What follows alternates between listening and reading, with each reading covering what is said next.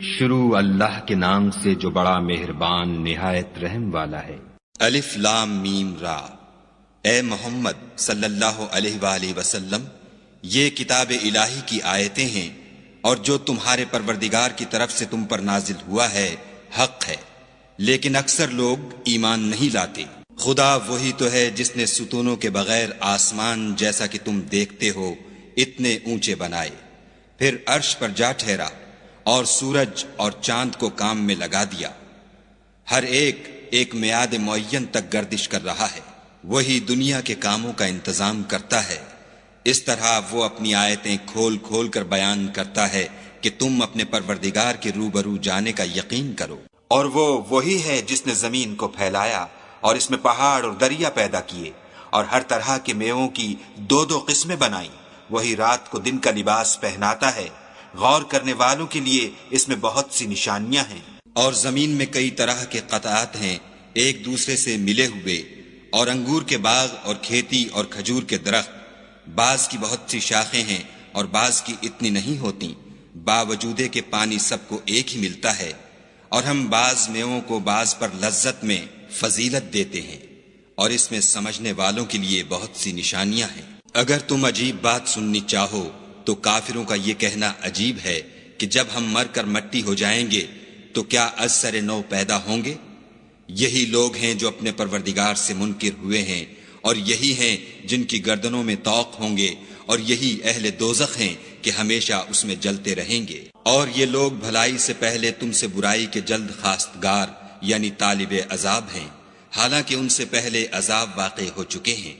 اور تمہارا پروردگار لوگوں کو باوجود ان کی بے انصافیوں کے معاف کرنے والا ہے، اور بے شک تمہارا پروردگار سخت عذاب دینے والا ہے۔ اور کافر لوگ کہتے ہیں کہ اس پیغمبر پر اس کے پروردگار کی طرف سے کوئی نشانی نازل نہیں ہوئی، سو اے محمد صلی اللہ علیہ وآلہ وسلم، تم تو صرف ہدایت کرنے والے ہو، اور ہر ایک قوم کے لیے رہنما ہوا کرتا ہے۔ خدا ہی اس بچے سے واقف ہے جو عورت کے پیٹ میں ہوتا ہے، اور پیٹ کے سکڑنے اور بڑھنے سے بھی واقف ہے، اور ہر چیز کا اس کے ہاں ایک اندازہ مقرر ہے۔ وہ دانائے نہا و آشکار ہے، سب سے بزرگ اور عالی رتبہ ہے۔ کوئی تم میں سے چپکے سے بات کہے یا پکار کر، یا رات کو کہیں چھپ جائے یا دن کی روشنی میں کھلم کھلا چلے پھرے، اس کے نزدیک برابر ہے۔ اس کے آگے اور پیچھے خدا کے چوکیدار ہیں جو خدا کے حکم سے اس کی حفاظت کرتے ہیں۔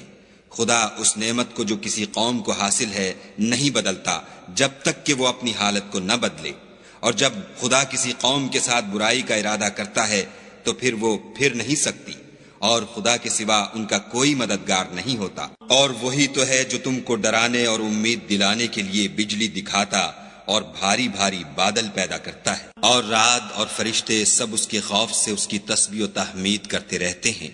اور وہی بجلیاں بھیجتا ہے، پھر جس پر چاہتا ہے گرا بھی دیتا ہے، اور وہ خدا کے بارے میں جھگڑتے ہیں، اور وہ بڑی قوت والا ہے۔ سود مند پکارنا تو اسی کا ہے، اور جن کو یہ لوگ اس کے سوا پکارتے ہیں وہ ان کی پکار کو کسی طرح قبول نہیں کرتے، مگر اس شخص کی طرح جو اپنے دونوں ہاتھ پانی کی طرف پھیلا دے تاکہ دور ہی سے اس کے منہ تک آ پہنچے، حالانکہ وہ اس تک کبھی بھی نہیں آ سکتا۔ اور اسی طرح کافروں کی پکار بیکار ہے۔ اور جتنی مخلوقات آسمانوں اور زمین میں ہے، خوشی سے یا زبردستی سے خدا کے آگے سجدہ کرتی ہے، اور ان کے سائے بھی صبح و شام سجدے کرتے ہیں۔ ان سے پوچھو کہ آسمانوں اور زمین کا پروردگار کون ہے؟ تم ہی ان کی طرف سے کہہ دو کہ خدا۔ پھر ان سے کہو کہ تم نے خدا کو چھوڑ کر ایسے لوگوں کو کیوں کارساز بنایا ہے جو خود اپنے نفع و نقصان کا بھی اختیار نہیں رکھتے؟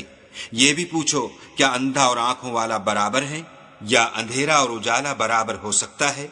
بھلا ان لوگوں نے جن کو خدا کا شریک مقرر کیا ہے، کیا انہوں نے خدا کی سی مخلوقات پیدا کی ہے جس کے سبب ان کو مخلوقات مشتبہ ہو گئی ہے؟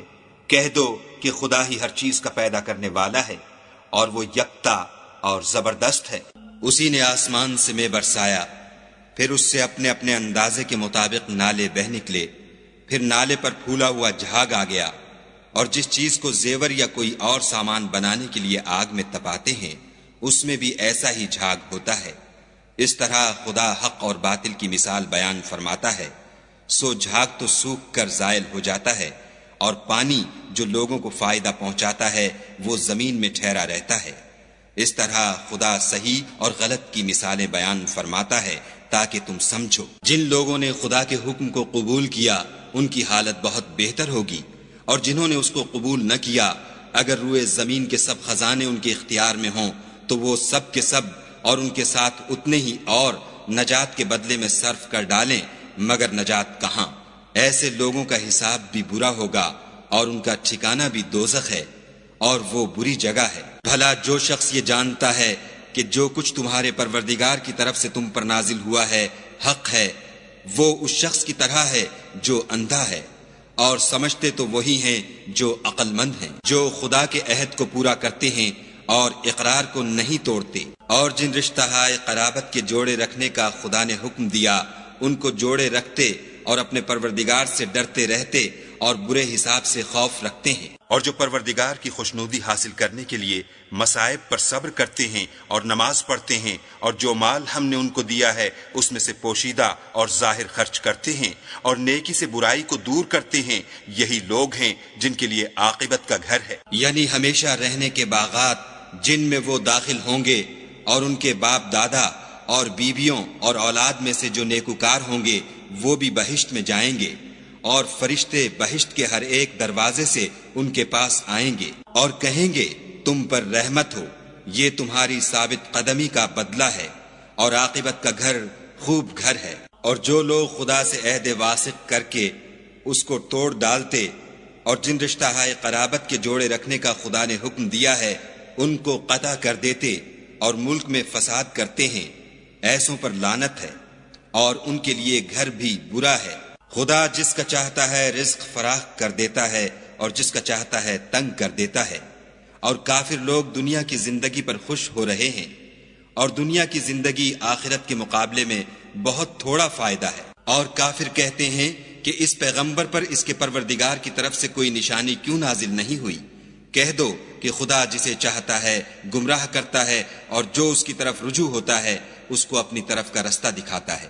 یعنی جو لوگ ایمان لاتے اور جن کے دل یاد خدا سے آرام پاتے ہیں ان کو، اور سن رکھو کہ خدا کی یاد سے دل آرام پاتے ہیں۔ جو لوگ ایمان لائے اور عمل نیک کیے ان کے لیے خوشحالی اور عمدہ ٹھکانہ ہے۔ جس طرح ہم اور پیغمبر بھیجتے رہے ہیں اسی طرح اے محمد صلی اللہ علیہ وآلہ وسلم ہم نے تم کو اس امت میں جس سے پہلے بہت سی امتیں گزر چکی ہیں بھیجا ہے، تاکہ تم ان کو وہ کتاب جو ہم نے تمہاری طرف بھیجی ہے پڑھ کر سنا دو۔